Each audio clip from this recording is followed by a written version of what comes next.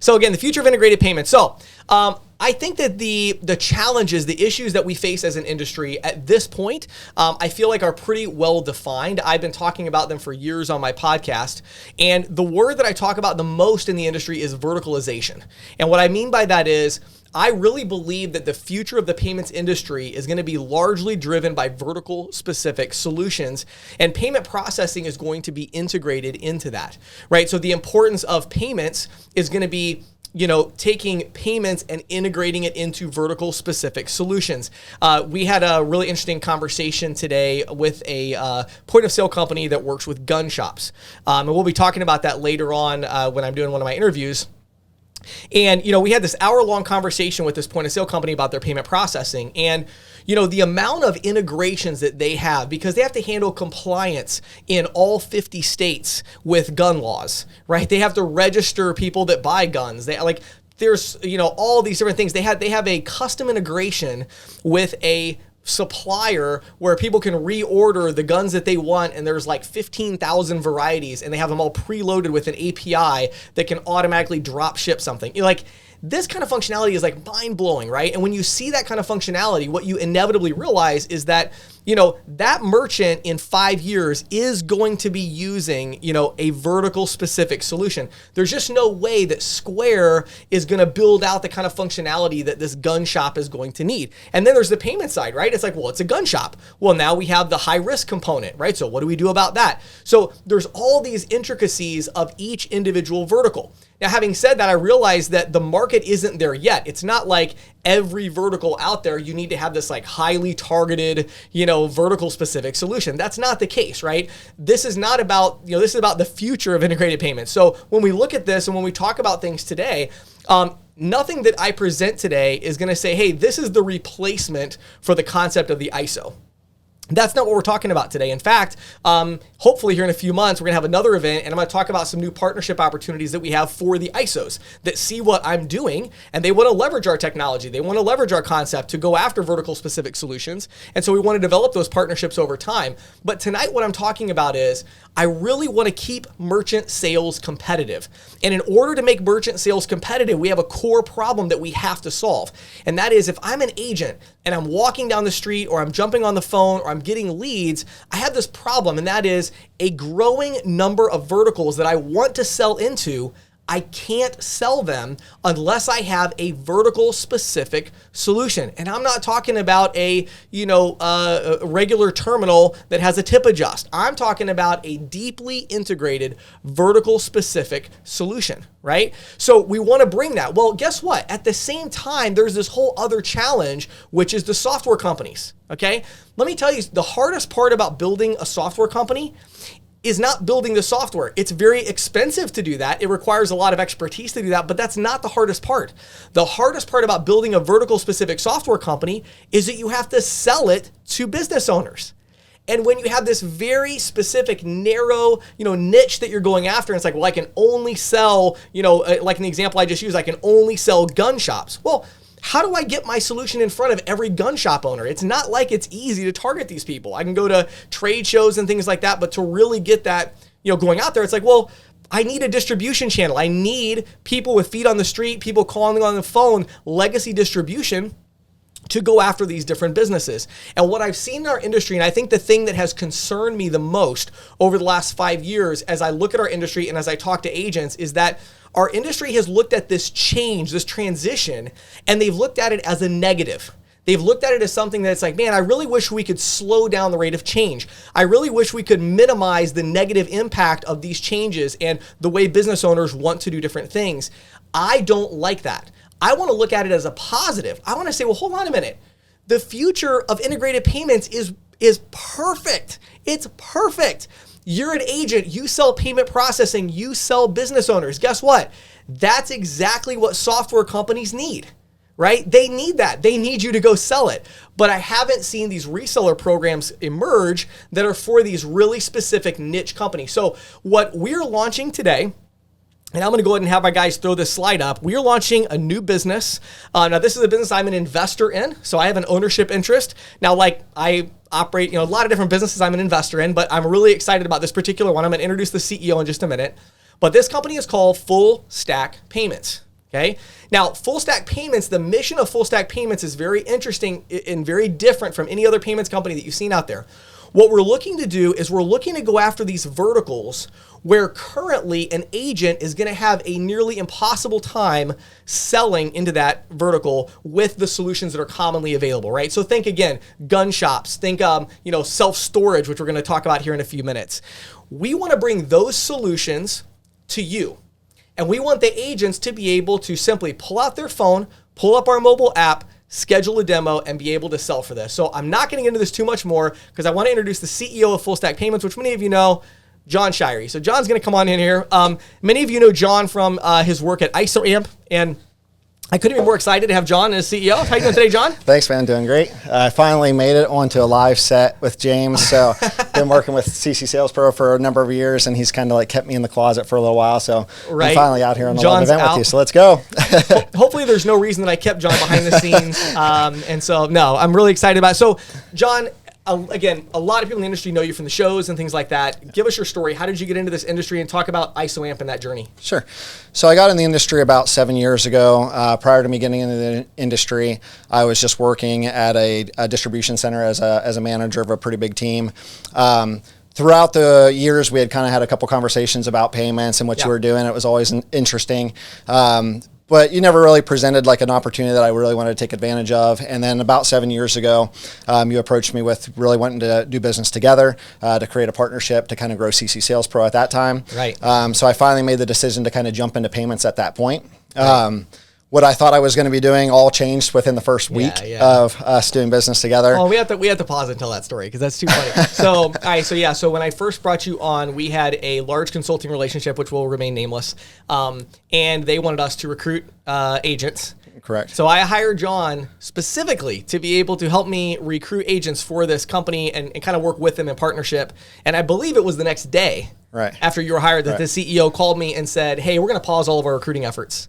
Correct. Yeah. After so basically, I figured my job probably just made the biggest mistake of my life at that point. Like, what in the world is going on? But really, the first assignment then that I got assigned to me was figuring out what to do with the individual training courses that you had created. Yes. And so I created something called the All Access Pass, and we put together a subscription for individual agents to be able to access all the training courses. And that was a $59 a month subscription. And then we did that for a little while, and then we transitioned to really putting efforts into the white labeled training for ISOs. And so we kind of made the individual training a free model, and started focusing on developing relationships with ISOs specifically to put the training in there where it's underneath their branded portal and they can get reports on that.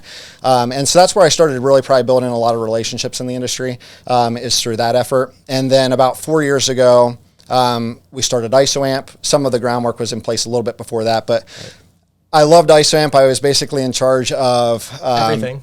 Doing support, doing the demo, doing the sale, doing support, and everything from the.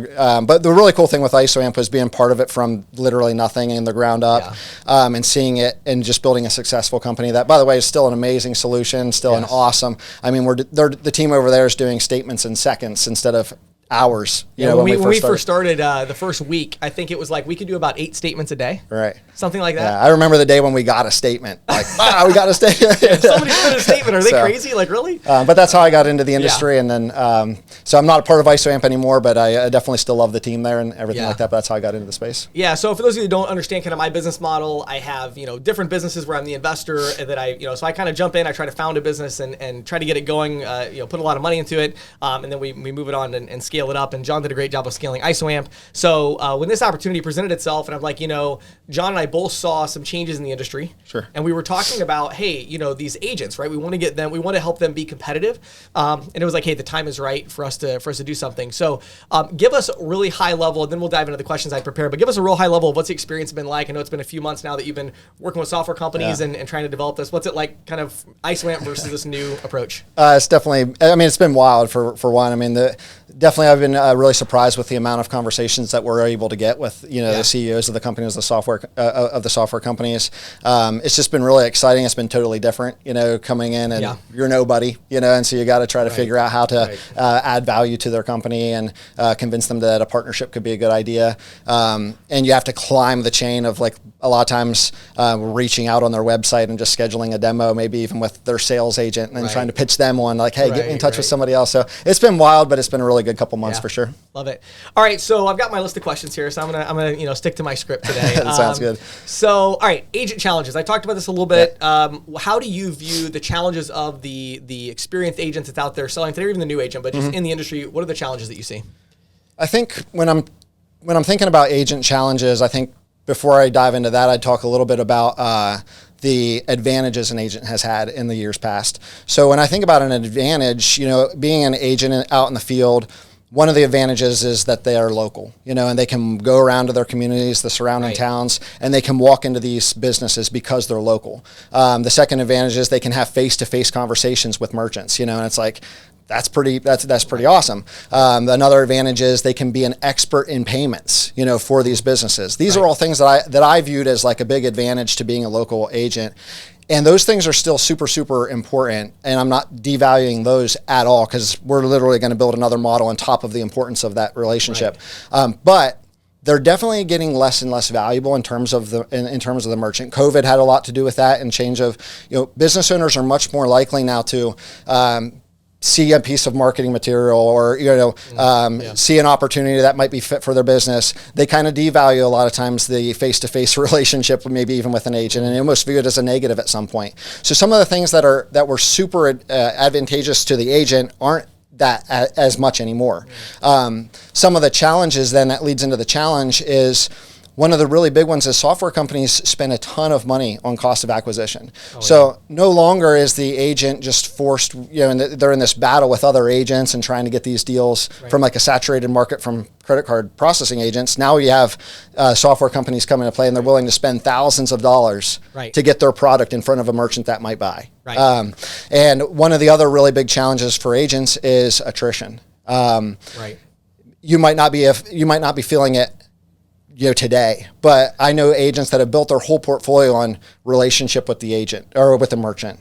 They built this, they send them a Christmas card at Christmas time. They send their wife, a hair, to get their hair done, a gift card or something like that. And it's like, that's great and all, but, like, when a business is presented with an opportunity to partner with a solution that can do things that they haven't been presented with before, they're at a disadvantage if they don't take advantage of that opportunity. And they're literally almost forced to switch. I mean, I've talked to agents where their portfolio was in a few industries and it just got demolished. I believe I've heard you had some of those same conversations on your podcast that you mentioned. So there's some really big challenges that the agent faces. And then the last one I would say is the payments expertise is still important maybe, but not nearly as important when you're talking about giving the business owner what they need.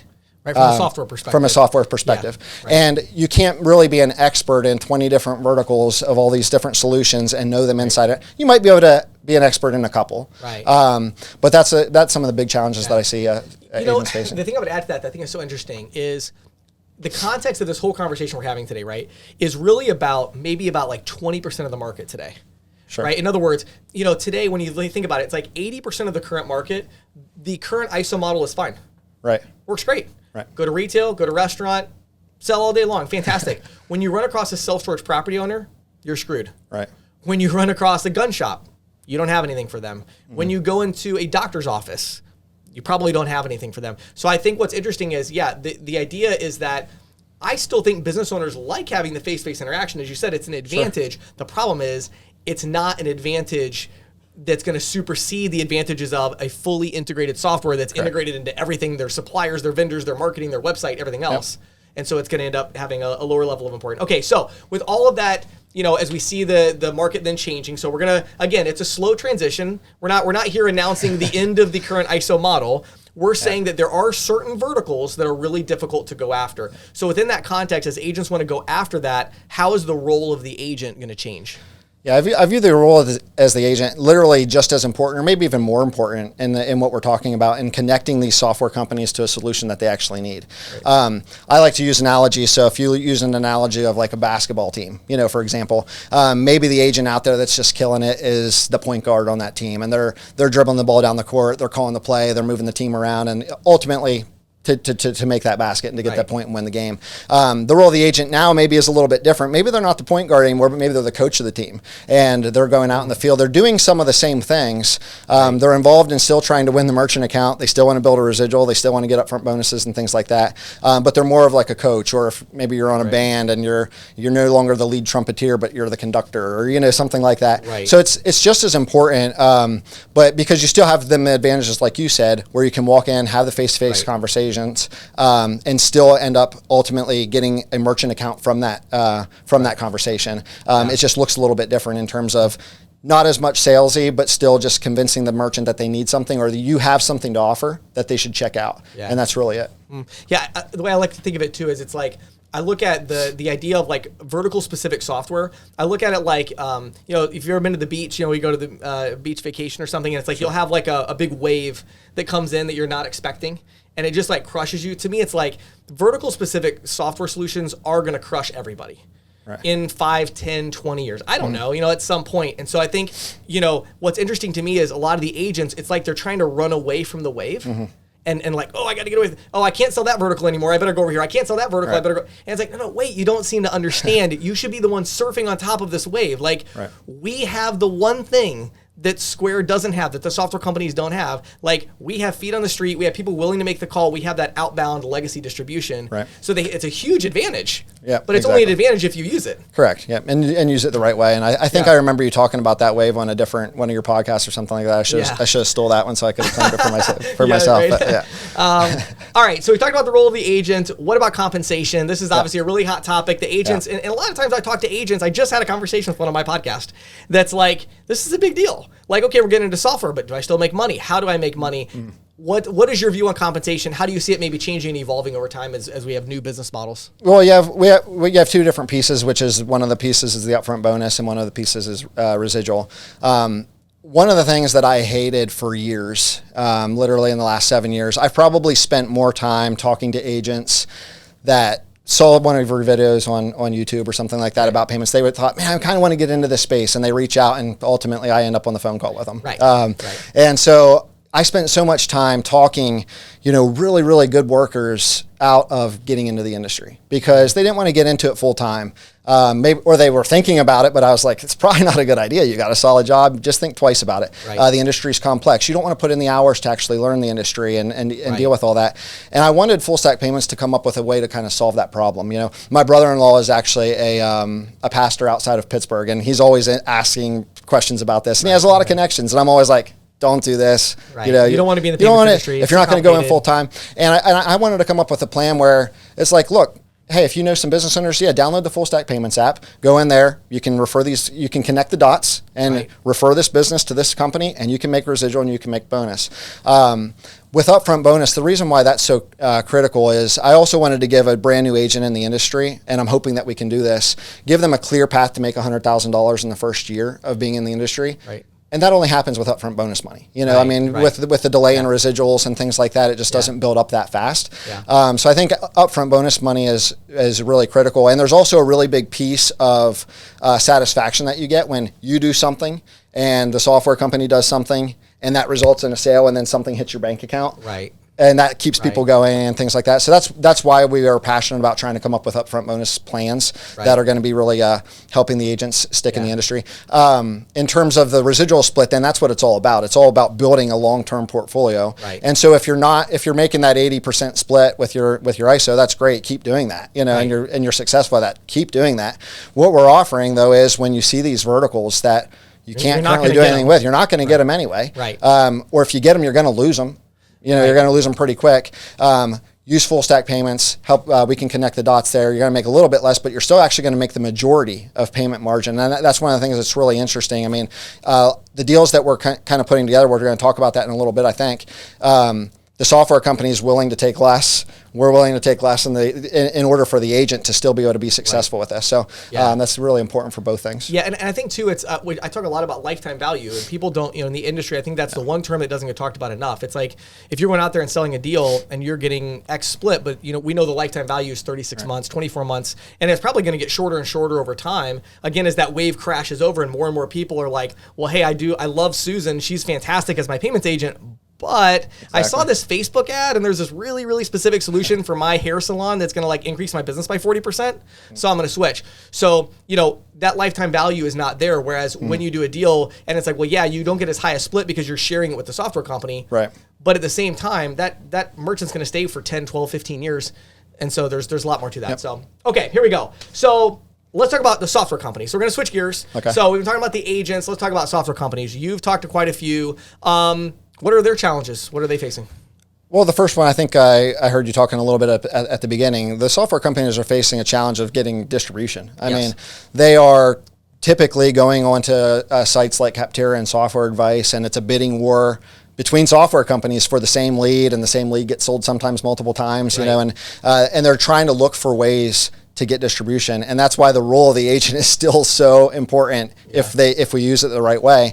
But it's a really big challenge for software companies. The other thing that is really challenging is software companies are not good at payments. No, they don't understand it, and the thing that just kind of blows my mind, whenever I talk to a CEO of a software company, usually at the beginning, they think they have it. Right. And it's like, well, we got payments covered. Payments, okay, we're monetizing payments. We have a couple we actually have a couple different gateways we use and all these different things. And it's like, okay, well then once you start trying to build a relationship with them a little bit in order to ask more relevant questions, you start realizing wow, they have no idea how much margin they can get off payments. Right. They don't know how a pricing structure impacts the margin. They don't understand their Schedule A. They don't understand how to sell. And so those are problems that we specifically are determined to solve with the software company for sure. Right. Yeah, I love it. Why are we sharing payments margins with the software company? This goes back to compensation. So the agents are going to look at, again, we'll talk about in a minute CCStorage and the commission structure there. Some of the agents are like, man, I get a higher split, but now we're sharing with the software company. And a lot of companies in our industry are not doing that. They're rolling out processor agnostic POS systems and things, and they're not sharing payments margin. Why are we doing that, or why are you doing that? So that's when, I actually love that question because it is just so key, I think, to everything that we believe that we want to do with full stack payments. So with a software company and why we choose to share their payment margin, I want to partner with companies that see the value in payments. And when a company if a software company doesn't see the value and the margin that payments can create, they're honestly not going to be a good fit for full stack payments. They're not going to be a good fit for an agent to partner with them. And I think the ISO community, at least in conversations that I see, or in the Facebook groups and things that I see, they realize this race to the bottom is real amongst agents. And if you're not familiar with that term, you're probably just not in the industry. It's race to the bottom is you sell the account, I go in, sell it less. Somebody else comes in, sells it less. Soon nobody's making money on the deal. Right. But the race to the bottom can also exist among software companies. And I don't think the ISO and agent community fully understands that. I was talking to a software company last week, and they said, man, I love what you guys are doing. We looked at the website. We looked at the information we gave. Man, let's do this. We don't want any of the payments margin. We're going to keep the software fees, and you guys do the payment stuff. And I said, but I'm not looking for partnerships like that.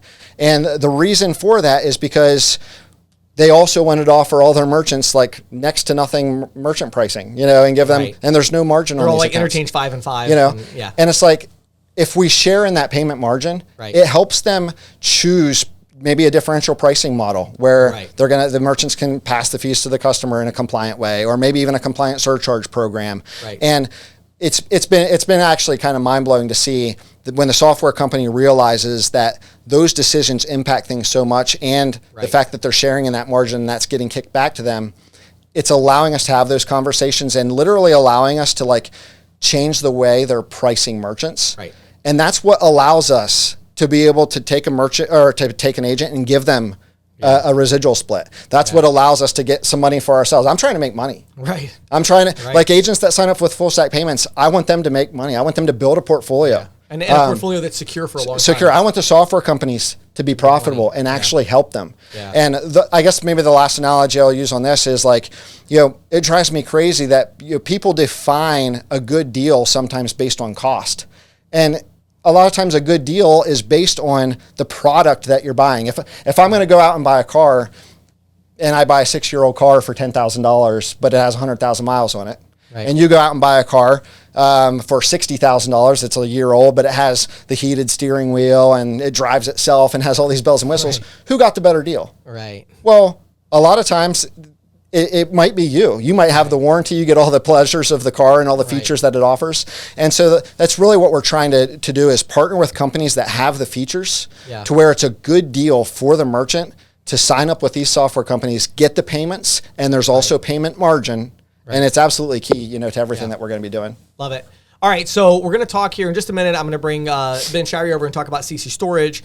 Before we do that, real quick, give us like some of these other verticals that you're looking into now that we're going to roll out hopefully January, February. And then also real quickly give us, we have the QR code up, so you guys can go and put that back up there. If you want to just go ahead and put Ben's slide up, that's fine.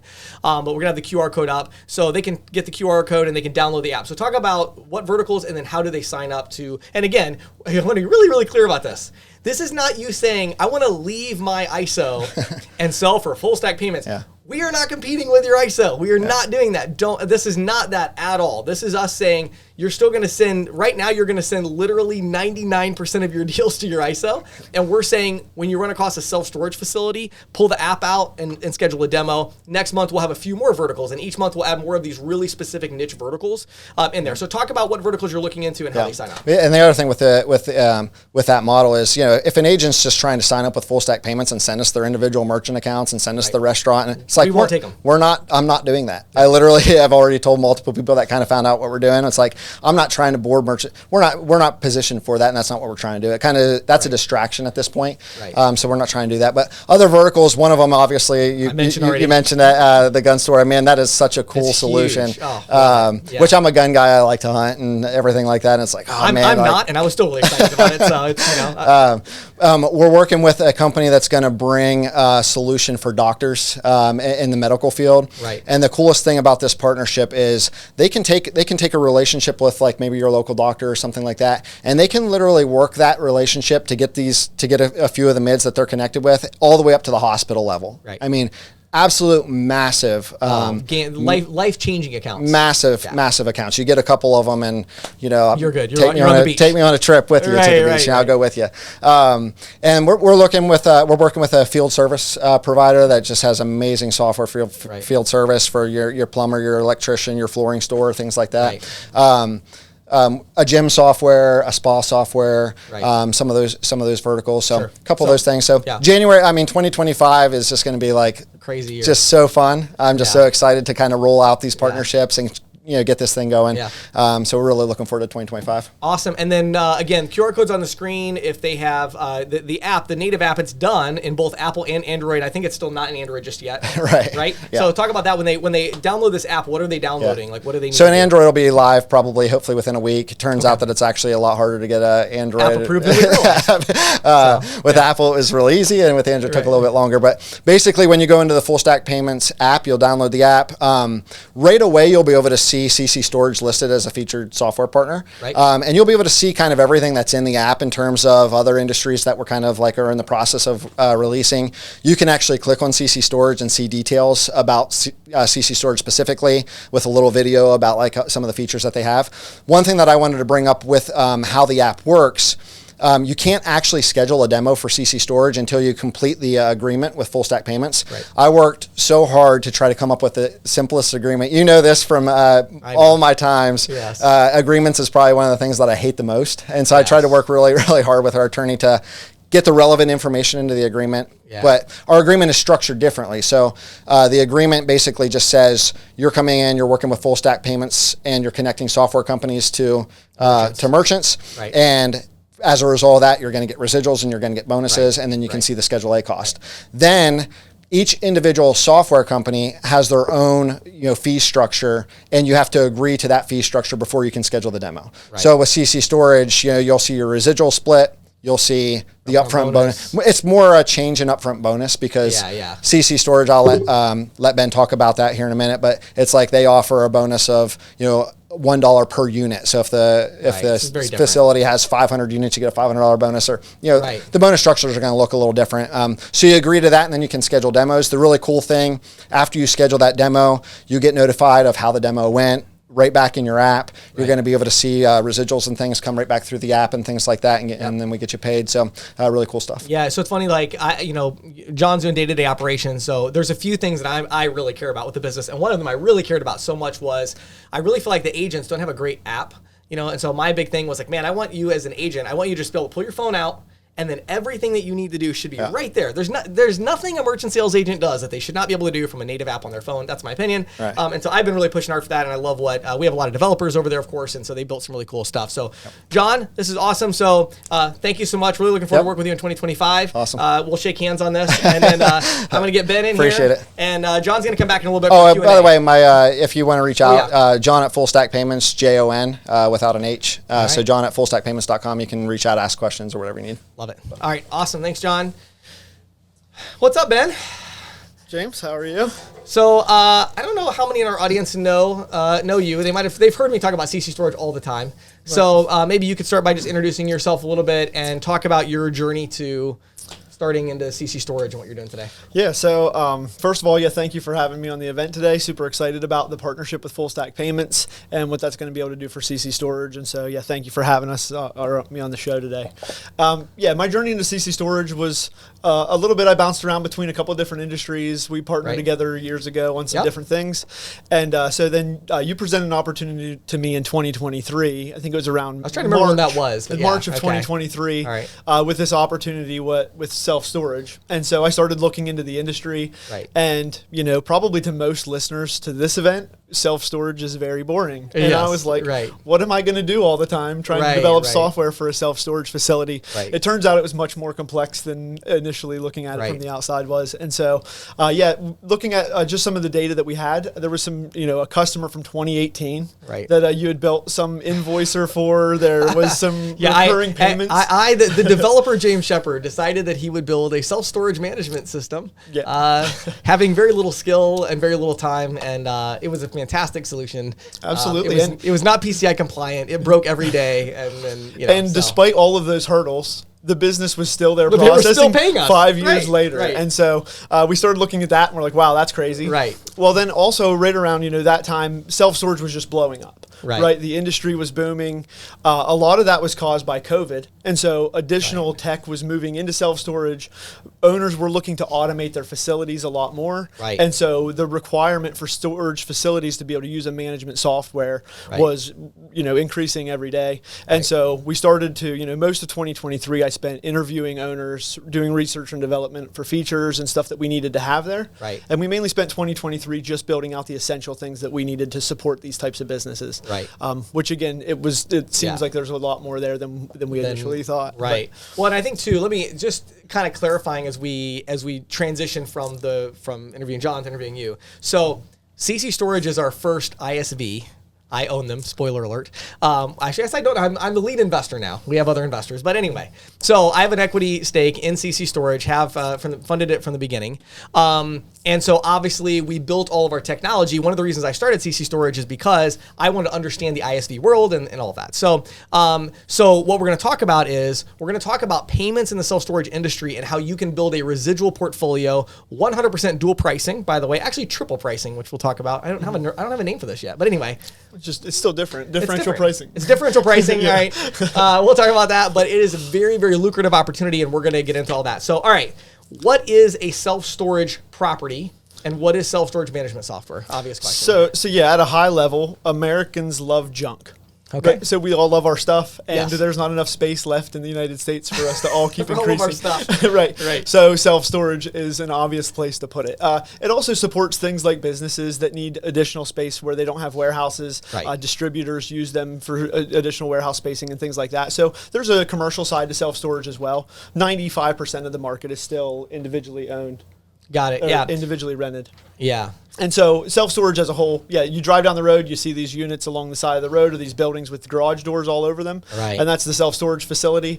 The self-storage management software has become so much more important to this industry, though, because owners were getting these facilities, COVID hit, and they had to figure out how to remotely manage these facilities. Right. They were all taking check and cash payments. Correct. They were taking check, cash. There wasn't a whole lot of electronic payments happening. Online self-sign-up really wasn't a thing until like 2018. Right. Slowly growing. 2020 hits and it blows up. Right. Because you can no longer be on site. Yes. Right. So everybody started to figure out how to remotely manage facilities. And then on the flip side of that too, there were a lot of individual property owners that had one building. Right. And now there's a bunch of people that have bought several of those. Right. And so they can't be at all those locations at once. It's not quite lucrative enough for them to hire an employee to run each location. Right. So the management software steps in and it does all of the recurring things. It does the invoicing, it does the online rentals, the notifications that go out, gives them abilities to manage their site off from a remote location. So we're going to pause for 1 second really quick. Question and answer. Some of you have a bunch of questions from what Jon said. We're seeing questions popping up. Please do me a favor. Make sure you put those in the question and answer section, not the chat. Okay, so in the question and answer section, you can go ahead and put those in. As soon as Ben and I are done, John's going to come. John's actually going to MC for us, and we're going to answer questions. So if you have questions, put them in the question and answer section. So, all right. So, Ben, we want to jump right into payments because I know you know, this is what our audience cares about. Right, for sure. So talk about the payment strategy with CCStorage and how it fits into kind of the overall strategy for the business. Yeah, so we took a different approach than anybody else in the software management space, right? Yes. So we do differential pricing. We do 3.99 on cards. We do 1.75 on ACH, and then we have a cash price. And that's the only fees that we actually pass it to the customer. The merchant doesn't pay us any fees for our software. And so that has enabled us to be able to offer the software with no contract. There's no setup costs. There's no monthly costs and monthly software costs. We'll get into those in a little bit, I'm sure. But there's no monthly software fees. And the only way that we generate revenue is to monetize the payment. Right. And so that has allowed us to perfectly align with our customers or the companies using our software because it's in our best interest to get them to make money. Right. Unless they make money, we don't make money. And that's been a huge selling point for us is that we are the only software management company that actually aligns with our companies that are using our software. Yeah. Well, and I think too, it's an industry where cost is a pretty big thing. For sure. So because it's like, what are you going to do to increase revenue at your self-storage property? I mean, you can do a price increase here and there. Yeah. It's very limited. Really about limited cost. Where you can generate revenue from. Right. Sure. So so this is funny. So even going back a little farther, so my business partner, Jack, who I'm convinced will never be on a live event with me. So I'm sorry, but you're never going to meet him. But he's my CTO as well. And so kind of going back, I built this first version. It was awful. Then Jack came in and built a version that was less awful. Thank you. You're welcome, Jack. But no, because we just didn't put as much into it. We spent like 6 months and maybe $80,000 on it or something. And so it wasn't a fantastic solution. It worked. And we went to market with this idea. At that time, it was cash discounting, actually. And it was like we couldn't sell anybody. And the reason was because it was before COVID. And nobody cared about this. So we were like, all right, fine. So we put it on a shelf and we forgot about it. Well, then fast forward a little bit, COVID comes around and we see, hey, the market's ready. We did some market research. I talked to you and then the rest is history. You came on board and now we've been growing rapidly. So, it's such a unique thing because most of our competitors, like give an example of like the fees that they would charge to like an average, say a self-storage property has, 200 units. What would they pay to our competitors and then how does that work? Right. So it varies a lot depending on the software that you choose. There's a bunch of different, providers that fit into different segments of the market. Right. But with most of our competitors, there's a fixed monthly cost it ranges between $100 and $300 a month. Right. We've seen it upwards of $600 depending on if you need enterprise level features or not. Right. And that's usually per location. So that's not the whole business. If somebody with 5 locations is going to pay that 5 times. Right. And then, or the other option is there's per unit costs. Right. And so where we're able to introduce something different is a new facility that's being built.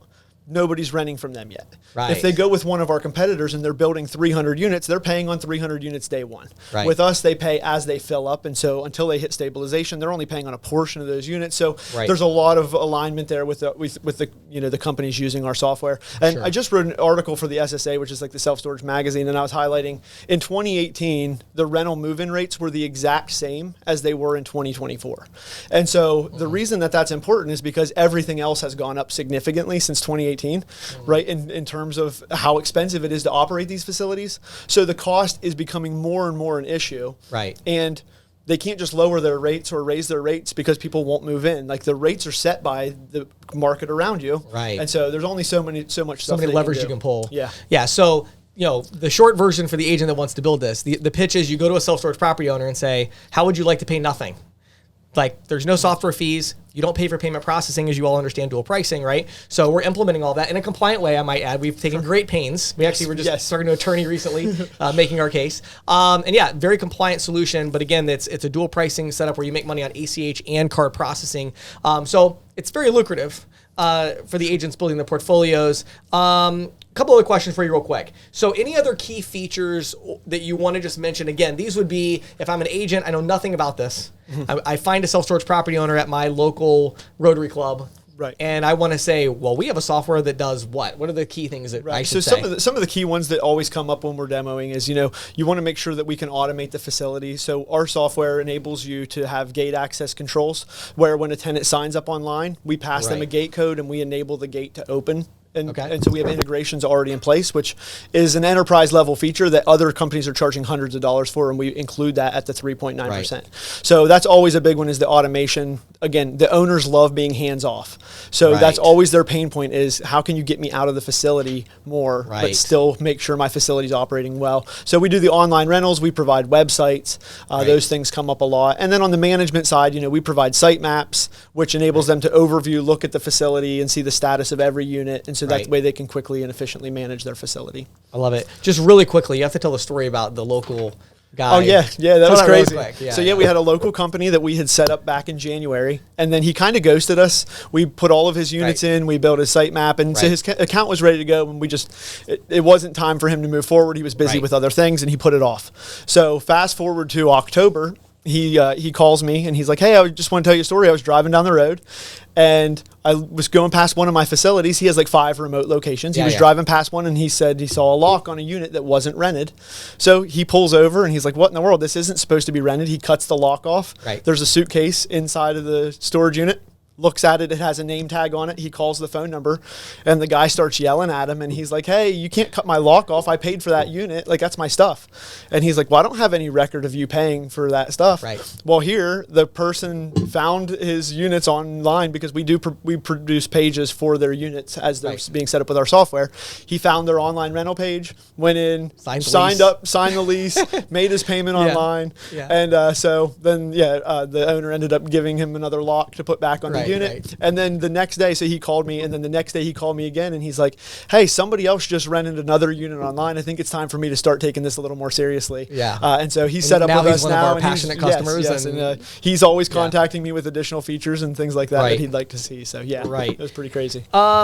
Okay, so I'm going to skip. We're going to do the compensation and the requirements for the demo, because I want to talk about one thing first really quick, and that is the onboarding process. So again, I think the agents, a lot of times, they're looking at this program, and they might compare it with like another program from a processor where they set up an individual terminal and they walk out the door. Give us very quickly, what is involved in setting up a self-storage property client that we get? What do we do? So the transition from a company going from either pen and paper or spreadsheets or another competitive software that one of our competitors, the transition is the hardest thing in self-storage that anybody will talk about, right? So it is a very difficult transition. It is not as simple as going in and replacing a terminal at the facility. All of their business runs through these softwares now. So when you talk about setting up a facility, we have to gather all of their information. So if they have spreadsheets or if they're with a competitor, we put in all of their units, all of the pricing for all of their units. We build their site map. That's like phase 1. We import all of their customers with all of their leases and when their bills are when their next bill dates are, and so that way the system can generate invoices. We do that. We set up their lease so that way the customers can sign up online. We build their website, and so all of that is kind of part of this. And then in some cases, we also do a cardholder data migration. They already have cards on file. If they have cards on file, we can migrate those from their existing processor for free. And we do all of this at no cost. Having collected no money, we don't make anything until they start processing payments. So it's definitely something where an individual agent selling card processing will never take one of our customers. It is very difficult for another competitive software. We haven't lost a single customer to another competitive software. And so the retention on these things is crazy, because once you have a business that's operating, for us for sure, because we're not charging any fees. So for somebody to take a business from me, they have to sell you on, they're going to move all of your information to a new software that you have to now learn. Right. And they're going to charge you $600 a month to do it. And you're going to pay 3% on card processing again. And so we haven't lost anybody in it. And, but there's a lot of work involved. Well, with all of that in mind, let's talk compensation for a minute. So for somebody that wants to build a self-storage portfolio, and again, this could be somebody who they're going to add one self-storage property a month, right, to their existing portfolio, right? And they want to do that with us. Give us the high-level compensation. How does it work? So we're going to pay an upfront bonus of $1 per unit, which I think John had referenced a little bit. And so, yeah, if you're talking to an owner and they have 5 locations and they have 200 units at each location, that'd be $1,000 upfront is what we're going to pay on a bonus for that. Okay. And again, there is a 100 unit minimum, so we're not trying to get deals to come through with less than 100 units. Right. There's just as much work involved in most cases to get those deals, and they're just not as lucrative. So we do still pay residuals on those deals. We just don't pay an upfront bonus. Right. And then on the residual side of it, we give a 50% split on the margin. Okay. And there's a 25-cent cost per transaction. And so that's to cover the software fee, the support, all of the things that are going into the back end, like all of the stuff that my team's doing to make sure these companies keep moving forward. And just to throw this in, because I forgot to mention it earlier, CCStorage was just voted 2024 best support in self-storage management software by Software Advice, and we were voted the best value in software management by Capterra. So we are starting to get some recognition in the market. It's not like you're going to show up and be presenting a company that you're scared to pitch. Right. And so, it's not like we're brand new either. I mean, we're probably boarding more merchant accounts per month than anybody else in self-storage right now. Correct. Yes, we're on everybody's radar right now. All of our competitors know who we are. And you know, this is what I love about this, because this is what this event is about, right? It's like, okay, here we have a vertical specific software. I mean, this is about as vertical specific as you can get. This is a tiny little niche, okay? And we're already disrupting because of our knowledge of payments, right? For sure. And now we're saying, hey, how about all of you thousands of agents out there? Why don't you help us just demolish all the competitors? Like, we've already got everything in place now. Now, all you have to do is go visit every self-storage property or call them in your entire area. You can call outside your area if you want to, and pull out the app on the phone and schedule a demo. We close our demos pretty well these days. Yeah. So schedule a demo and we'll close it. But qualifications. So we don't want them just to schedule a demo because they found the information in the Yellow Page ad or something, right? What are the qualifications for a demo? Right. So the demo, the information that it will be passed through Full Stack. You'll schedule the demo in the Full Stack app, but it's not a whole lot of information that we're asking for, because I have a really high confidence in my team that when we get in front of a merchant, we're going to close them. Right. And so we ask for the company name, the basic contact information for the owner, so that way we make sure when we're getting on the demo that the owner knows that he's getting on a demo with us.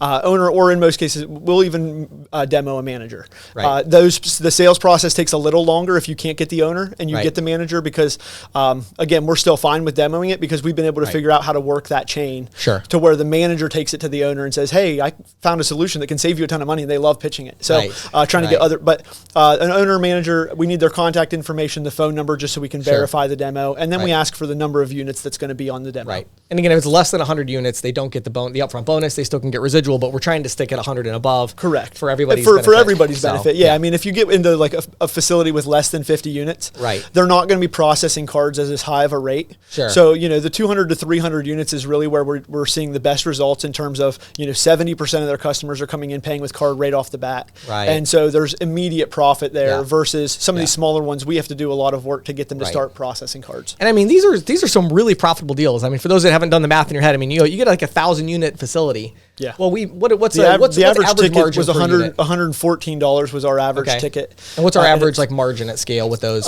So it's we're right around $2 per transaction per unit. So per transaction. So let's say you get. I was going to transaction. I figured that's what they'd be more used to. So you get 1,000 unit facility, which again, you're not going to sell with anybody else. It's not like your current ISO. I doubt. I mean, maybe, but I highly doubt your current ISO is like, oh yeah, wait, we have a self-storage solution.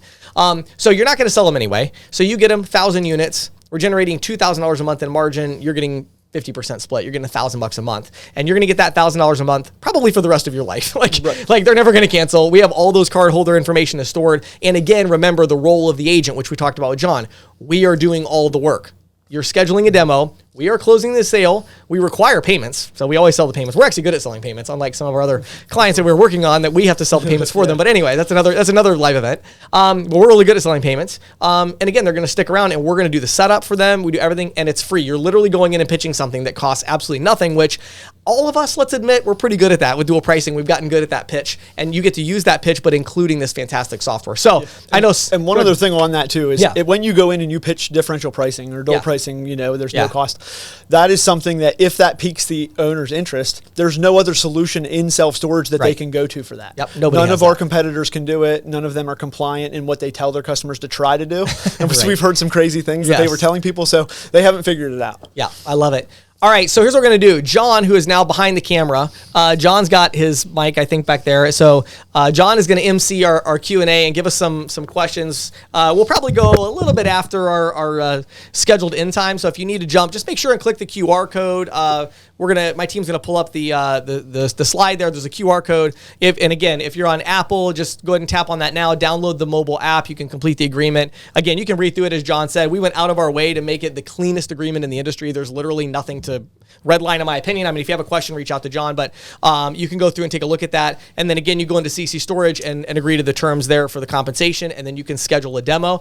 If you're using Android, give us like 3-4 days. So like this time next week, just go and look in the Google Play Store, the App Store there for Android, and it will be there. So having said that, Jon, give us a question. What do you got? The first question I'll just answer real quick. It was, does the software company use Zoom to schedule the demo? And they can use Zoom in some cases or Google Meets or however, but it is a demo that's over one of those platforms, I think too, more generally, it's like, here's what we found. What Jon and I discovered was software companies are already really good at selling their software.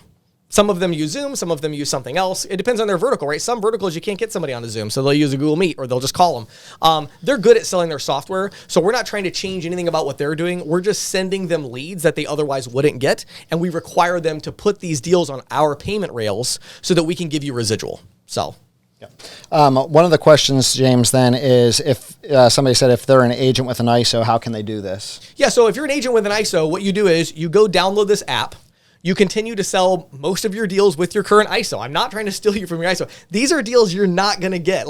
And again, if your ISO has a self-storage management software solution, you just keep right on selling with them. I'm fine with that, okay? But I know that doesn't exist. So these are verticals that you're not selling anyway. So then you keep selling with them. But again, when you run into that self-storage property owner, or next month when you run into the doctor's office and you don't have a good solution for them that's vertical specific, you pull your phone out, you open up the Full Stack Payments app, you can show them a couple of the features in our app, and then you schedule the demo and you walk away. I mean, you come back and check on them like you always would, like, hey, how'd the demo go? But let the software company do this. They're already really good at closing. The gun shop POS we talked to, we're going to roll out next month. They right now close their demos at 75%. I mean, imagine that, 75% close rate. That's ridiculous. That's what they're closing at, and you have the opportunity to give them leads and make payments off of that by scheduling a demo. So, a couple of people are asking just how to get started, and to get started, you literally just go to the App Store and download the Full Stack Payments app.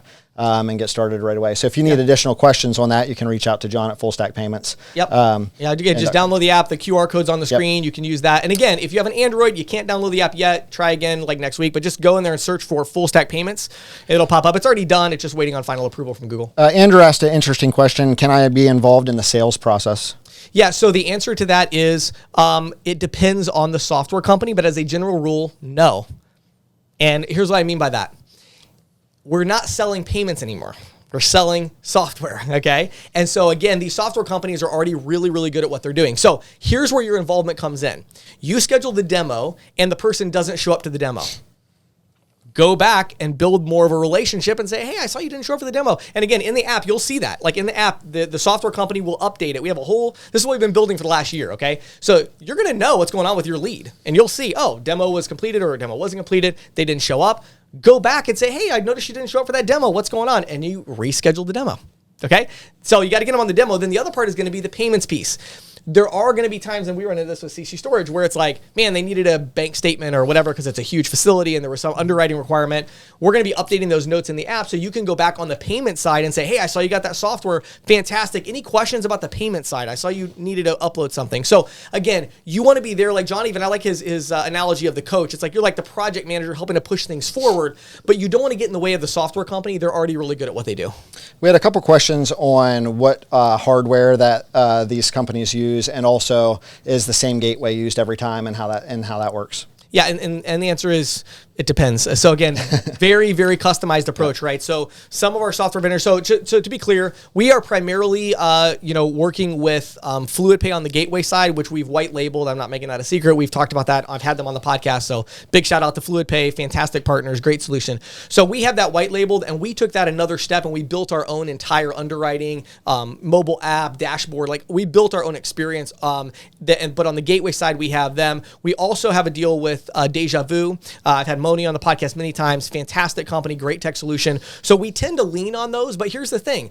If somebody's like, well, we're already integrated with, some other technology provider, well, I don't really care. They can still sell, and we can just send them a VAR sheet and they can keep it that way. So we're experimenting with that. But again, at the end of the day, guys, this is the thing. We don't need friction right now, right? What we want is just all these software companies, they want you to send them leads and they want you to make money. So I don't want to stop that, right? I'm not trying to say, well, hold on, before that, let's take 6 months to build a new integration. It's like, well, maybe they need an integration. Maybe we can work with what they already have. So we're trying to minimize friction. But I think that answers that. So. Yeah, we had some questions about if this could be used in Canada or outside of the United States, and the answer to that currently is no. This is for U.S.-based merchants. And then Tom asked if the residuals are lifetime. And then also maybe what happens if CC Storage blows up and gets 10,000 accounts, and then CC Storage wants to sell. Sure. So the answer is they're lifetime vested residuals, and you'll see in the agreement. And John, you back me up here. I think I'm saying this correctly because I know we had a conversation about this. John is very passionate about protecting your residuals. Let me just say that. Okay, maybe more passionate than anybody in the industry I've ever spoken to. So he really wants to protect that. So the answer is yes, they're lifetime vested, just like for the life of the account. If I try to sell CC Storage and Ben was part of this, well, guess what? You're still going to get your residuals because that buyer contractually is obligated to continue. But honestly, I think all of you know my entire success is built on my reputation in the industry. So if I, tried to screw 1,000 agents, I would be in pretty hot water there. So we would never do that anyway. But yeah, to answer your questions, lifetime vested residuals, and it's contractually there. So maybe hit one or two more. Ben, we actually got a question for CC Storage to explain what a unit means more for CC Storage. Okay, so whenever we say a unit, it would be at the facility, how many doors are located at the facility. Every unit will be a different size. So you'll see 10 by 10s, 10 by 15s, whatever. But however many doors are at the facility is essentially how many units they have, whether that's inside a hallway or outside, garage door, roll-up doors, that sort of thing. Yeah, so you're driven by, in the middle of a field, you see a fenced-in area, and there's these buildings there that have the red doors, and it's a storage. It's we all know what self-storage is. Yeah, so each of those spaces is a unit. So the idea is we make money, and you're going to make money when you get one of the customers who rent that unit when they use our software, CC Storage, to add their card or their ACH information, right? That's how you make money, is they sign up for auto pay, right? So we're banking on this long-term trend that everybody's going to want to do auto pay, not cash, which of course we're already seeing. And so, yeah, that's the idea. So that's a unit. Yeah. You might have touched on this a little bit, Ben, but what does the general sales process look like in terms of they get a lead and then it turns into an actual merchant and they start processing? Time frame. The time frame for a merchant to activate. Sure. Yes. So great question on that. Typically what we see is the demo gets completed, and within 5 to 7 days we'll have a merchant application approved, and then the setup process for our company begins, where we do all the importing of customers, setting up the account. So typically a smaller facility, I'd say a 200 unit or less facility, we can have up and running in a week to 2 weeks. 1,000 to 1,500 unit facility, that takes probably closer to a month. It does vary a little bit though, based on the ability to get the information to our team for the setup. So that is another area where the agent could facilitate play a big role, and be like, hey, I saw that you got signed up, but we're missing your sitemap information. Exactly. It'd be a great opportunity for us to communicate with the agent there and kind of push that process along. Yeah, because to make that work, we have to have the list of the customer name, what unit they rent, where the units are on the property. There's a lot of information we have to put in there. And so as a general rule, between a week to a month and a half is about the average. A couple questions on Android. So they said, is CC Storage listed on Android? Full stack payments currently is getting ready to be listed on Android, but we haven't got that approved yet. It should be done within a week. And then CC Storage is part of the full stack. Well, yeah, but CC Storage does not have a native mobile app, and if they did, you wouldn't use it. Like, in other words, that is on our roadmap, but having that would be for the self-storage property owner, not for you. Everything you do, so as an agent working with us, and again, down the road, if you're an ISO right now and you're like, James, you're killing me here, I want to be part of this. Sorry, we're going to get to you, and I promise we are. In a few months, I'm going to have something that's going to blow you away with our tech stack and what we're doing. But right now, we're just talking to kind of those individual agents and smaller ISOs that are like, man, I have no option for self-storage. And so, or, again, medical or gun shops or these other ones we're going to roll out. But yeah, the idea is, everything you need is in that one app. You download the Full Stack Payments app. You can schedule a demo. You're going to be able to see your residuals when those start flowing in, your upfront bonuses, the status of your accounts, like all of that stuff, which software companies are available, features for each software company, everything is in the mobile app. So you just go to search for Full Stack Payments there and you'll find that. So maybe one or two more here. I like a question that Mo asked. He said, is there limitations on how they can try to market for getting like CC Storage demos and even other software companies? So is it just face-to-face? Is that, can they use phone tactics? Don't lie. Go ahead. What do you got? That's a great one. No, as far as like phone calls, I mean, these business owners are difficult to get in front of in some cases because you're going to go buy a facility and there's nobody there. Right. And so, yeah, absolutely. You can call them and schedule the demo on the phone. Right. And then again, we're going to validate it by getting on the demo with the merchant or calling the demo prior to so yeah, as far as limitations on it, I would say not really, as long as when we go to demo the company, the owner or somebody's there.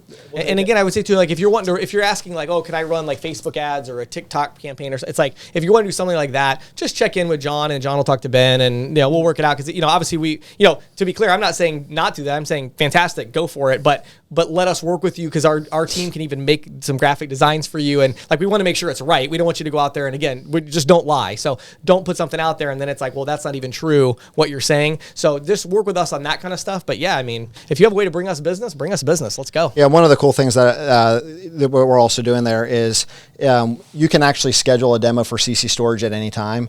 And then as soon as that lead comes through, somebody from CC Storage actually calls that merchant back to kind of confirm that time to make sure it's what's best. The really cool thing with that is they can also answer some questions that maybe you as an agent weren't comfortable answering or didn't want to bring up. Right. And so that really is a pretty cool method. Like when you go in there, you're going to be able to pick whatever time you want, whatever time works best for the merchant. And then somebody from CC Storage is going to call and confirm that. And I really like that model with Ben, what you're doing there. Sure. Yep. Very cool. Yeah, so again, if you want to get signed up, you go to the App Store. If you have an iPhone, go to Full Stack Payments, or you can just use the QR code. Download the app, go through the process to get signed up, and start scheduling demos. Yeah. If you're Android, sorry, can't work with you yet. Wait a week, and then we can work with you. So what else we got, John? Got any other questions? Real quick, there is no cost to be an agent. I just saw that question pop up. We had a question from Graham who asked about who pays for the hardware, and that's going to be, depending on the relationship with the software company. I mean, I'll say real quickly with that. I mean, I think everybody knows this about me. Like, I'm a pretty big proponent that like the merchant doesn't pay for hardware, or that at the very least that we find a really good way to finance that. In the case of CC Storage, there is no hardware; it's all card not present. Down the road, we may do some. We've talked about some things, but we don't have that there. But yeah, for these other ones, it will really depend on the technology company. If you go to fullstackpayments.com, which is designed for the software companies, not really for you, but if you go to fullstackpayments.com, you'll see that we offer a lot of really unique things. One of them is capital. So we actually help these software companies with things I've talked about for years on the podcast that I've just never seen anybody do. We go to them and say, oh, you're charging $1,000 up front for hardware. How about we pay that $1,000 and it's a loan to you and you pay it back out of residuals or whatever. So we have a lot of different options to help them finance what they're doing and give them cash flow, because a lot of times that's the issue. It's like, they're like, well, yeah, I don't want to charge for the hardware, but I don't have $2,000 every time I sign somebody up. And we're like, okay, well, we'll loan you $100,000. So we have a lot of options like that. So again, remember guys, this is not like your normal ISO. This isn't like Full Stack Payments is offering these things. This is like Full Stack Payments is connecting you to software companies that are offering these things. So there's going to be a ton of variation, right? Because each industry is totally different. And these are like little verticals that we're going after. And so each one's going to have a totally different kind of value proposition and solution. A couple things here. People are asking a bunch of different variation of questions around support and who handles support for different things. And so I kind of want to touch on that as well. So we are relying a lot on the software company to provide support for the merchant when it comes to like the features of CC Storage and how CC Storage works. And then Full Stack Payments is handling a lot of the support on the payment side of things with the ISV. And so, James, I don't know if you want to touch on any of that. Yeah, the answer is yeah. This is not the problem. Like our industry, the payments industry, has a problem with support. The vertical specific software industry, not so much. I mean, some of the legacy ones do, but we're looking for companies that already have software companies where their support is like off the chart fantastic. And then we're partnering with them, and CC Storage is a great example of that, where, I mean, I don't know how we could do any more than we're doing for support. Honestly, we literally do everything for free. Yeah. So, yeah. Yeah. And in terms of from the ISV looking at the agent, like, we don't want you to support our customers. Right. Like, I'd rather. Right. You don't understand self-storage. We'll take over the support side for sure. Right. And then also, like, John and his team, some of you might remember Rob Kyle also was on the ISOAMP team. I stole both of them and moved them to another company, Full Stack Payments. And so Rob also is involved with this. And so Full Stack Payments is going to be your support for you as the agent. So when you have questions, you're going to be able to go in and ask them questions, reach out to them via email, via the app, different things like that. Maybe we'll just do one more. Yeah, let's do one more. What do you got? So Graham said, is there a lot of times where the storage is already in an agreement, and how do you kind of work around getting them out of an agreement? What does that process look like? So occasionally we run into where they're in a contract or they've signed for a year or something like that. When we run into that, we do offer to buy them out of those contracts, which sometimes works. Sometimes it's just we follow up with them when the contract expires. It's not a huge hurdle. I mean, we might, out of the 50 demos or so that we did in the last 30 days, I would say 2 of them were still in contract. And in both of those cases, it was for less than 6 months, and it was going to just be a couple $100 to get out of. And so we're going to get those merchants across the board. And what's our close rate on demos roughly? So on the demos right now, we were at 60% was our close rate for last month. So crazy. And out of those 40%, most of them needed enterprise level features that we haven't quite built yet. Right. And so I would say by March, we're going to have the rest of those features that we need that cost us the other 40%. Right. I'm anticipating we can get somewhere around 70% by March. And this is the thing that I'll end with this, because this is going to blow your mind. Like, if you're an agent, like, this is what you have to understand. If you're out there selling like general point of sale solutions or terminals or whatever, right? You're thinking your close rate's like 10%, 15, 20% maybe, right? Even like Clover is like that. But here's what you have to understand. When you actually start selling a vertical specific, like, CC Storage, right? We have gate integrations. Like, our software integrates with the physical gate that opens and closes to let people in. Square is never going to build that feature. Like, if we find somebody using Square, we're like, oh my word, easiest sale ever. Like, we're not worried about switching somebody from Square. Like, that's like, well, duh, obviously they're going to come over to us if they're using Square. And so when you're going after, it's like, what we're seeing close rates that are crazy. I mean, 30, 40% is like the low end. Most companies we're seeing at 60, 70, 75, 80% close rate on demos. Now, that's a demo with a qualified buyer who is interested in switching. So that's a very important distinction. Right now, these demos that we got last month, these are people that are online, they're searching, they find our stuff, we pay for ads, that kind of thing. So there's a level of interest. So this is new for us as well. I would anticipate our close rate maybe is going to be a little lower because you're out there convincing people to get on a demo. Maybe they're not even interested in switching. So, but understand, if you get a self-storage property owner that's like somewhat interested in looking at our solution, right? And they're a qualified buyer and you get them on a demo, you've got a 50% plus chance of getting that merchant account and doing none of the work. So that's, I think, a pretty good deal. So Full Stack Payments, again, super excited about this. My role moving forward, I'm an investor and advisor, just like I am with a lot of other companies. So for those of you that are using other solutions, ISOAMP, things like that, I mean, these are totally separate companies. I do want to make that abundantly clear. I invest in a lot of different companies. Many of you have seen me promote different businesses where I've had investments in them or sponsors or whatever, and I'll always do my best to be transparent and say, hey, this is the deal. So I am the lead investor in Full Stack Payments. I founded the company. I now have other investors we've brought in as we're scaling the business up. John is the CEO running day-to-day operations. And again, the last thing I want to mention is if you are an ISO and you're watching this and you're like, no, this is not for us, but like, man, you agree with the direction that I'm taking here for the industry, right? And you're like, I would like to be part of that. Bear with me. Give me a couple of months on that, and I'm going to have something that's going to blow you away. So with that being said, thank you all so much for your time. Ben, thank you. Hold on. Oh, it's going to be recorded. A lot of people are asking that. Sorry, my team is flagging me down. This is being recorded. It'll be up on YouTube shortly, so if you want to rewatch it, that's fantastic. So again, John, thank you for being with us today and everything. Yeah, it was a lot of fun. Yeah, so looking forward to it. So again, if you haven't done so already and you're still on the live event, what are you doing? Go download the app and put it in your pocket. You're not cutting off any options. You still sell for your current ISO, but when you run into that self-storage property, or hopefully many of you are like, hey, for the next month, I'm going to target some self-storage properties. Great. Try it out. Schedule a demo. See what happens. So thanks everybody so much. Have a great day. Great evening.